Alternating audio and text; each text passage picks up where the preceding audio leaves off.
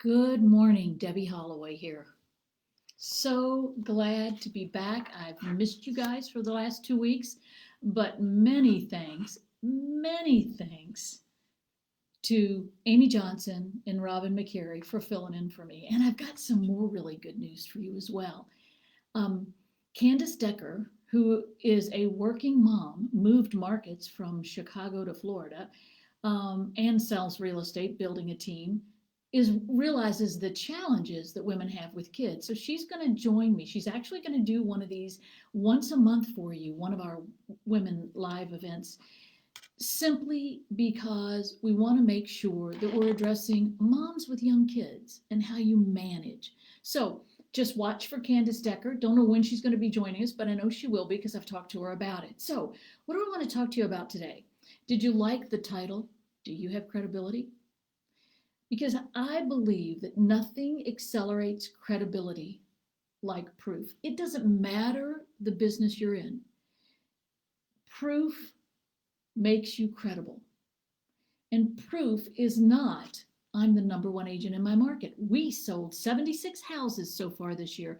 Nobody cares about that. I don't care what business you're in. They don't care how many widgets you sold. They don't care that you're number one in the business. What they care about, what the consumer cares about these days, is what are you going to do for them? That's what they're looking for. What's in it for me? They want to know they're cared for. So I got to thinking about this. I can remember when I owned my real estate office, there was a lady there that was every year for a couple of years, she would run an ad that says she was number one at the banana real estate company. And she wasn't. And other agents would complain, and I'd have to go to her and say, Mary, you were not number one. We can't do this. And she's like, you don't understand. I am number one at the most deals that fell apart this year. So I am number one at this office in something. To me, that is zero credibility. There's a lot of things we can be number one at. And luckily, the consumer now, which is different than in the 80s and 90s, doesn't care that you're number one. They care about what you're going to do. So, how do you do this? Again, it doesn't matter your business. Good morning, Rhonda. Thanks for joining me. It doesn't matter your business. What matters is this: how how relatable are you? How do you become relatable in your business?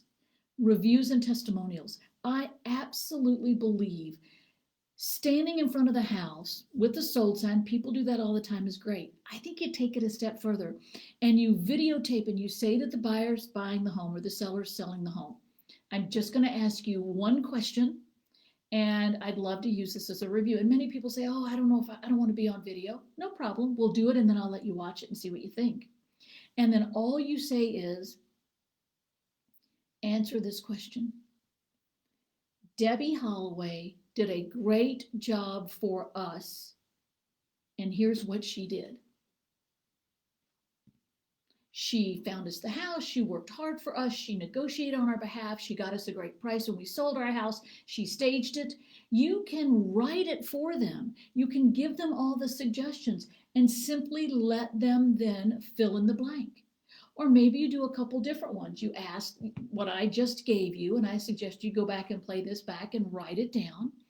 Or you could say, the sale of my home went so well because purchasing a home was so easy because, give them a few options and let them go. Some of them you can use and some of them you can't. But if you set it up so that either at the closing table or at the house, at the walkthrough, that you are asking those two questions, one or two of them, record them very quickly. It doesn't have to be perfect. It has to be transparent and relatable. Then you keep that library because you're going to need that as you build your brand in your market. No matter your business, ladies, online leads and people deciding on what they're going to do via what they see online is huge. I read a survey that Google did not long ago, and they said that 70% of people deciding on a service makes the decision who they're going to work with before ever picking up the phone and calling them, before ever emailing them. before ever texting them. They're making the decision online. They're making the decision based on what they see online. And so, since that's big, and many of you know there are a lot of channel accounts, channel marketing being done, platforms where people gather the information on the consumer and sell it back to you as a lead, and you're paying for that. You know how to beat that?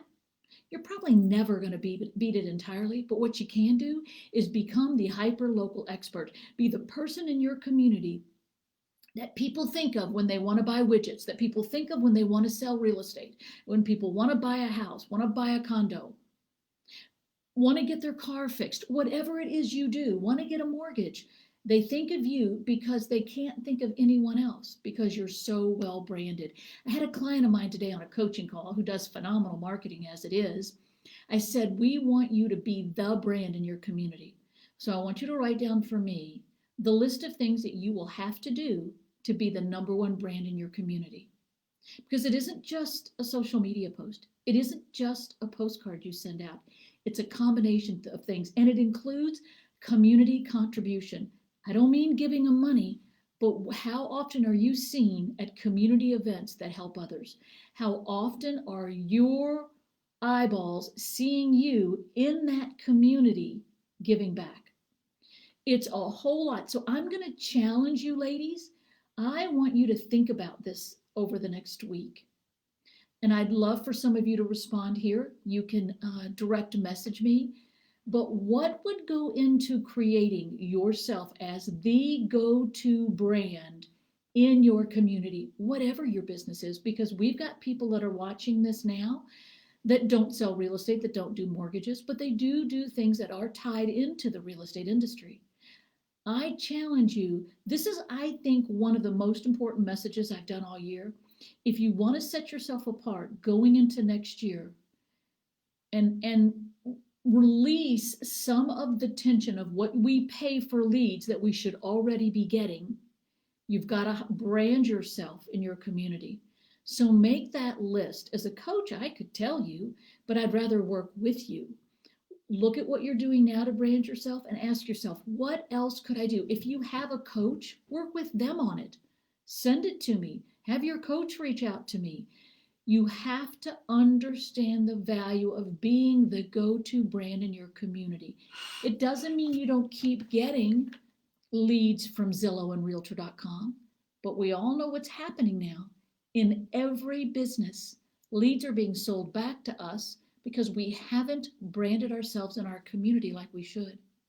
So think about that message, ladies, and if you want help, reach out. Private message me with what you think yours is, and I will respond back because I think this needs to be part of our business plan. And we're all planning, and I'm going to go through this with all of you in October and November. We've got to have our plan for next year. This needs to be a big part of it. How will I brand myself in the community so that people, when they think of my industry, my business, my service, think of me first? So that is my thought for you ladies today. Gosh, it's so good to be back. It was nice being on vacation, but I love seeing all you guys. Hey, Susan. Hey, Angie. Thanks for the comment on the baby horse. Sunita, hello, good morning. So ladies, fill it out. Private message me. Let me know. What are you going to do? And if you have a coach, let your coach know as well. Make it a great day.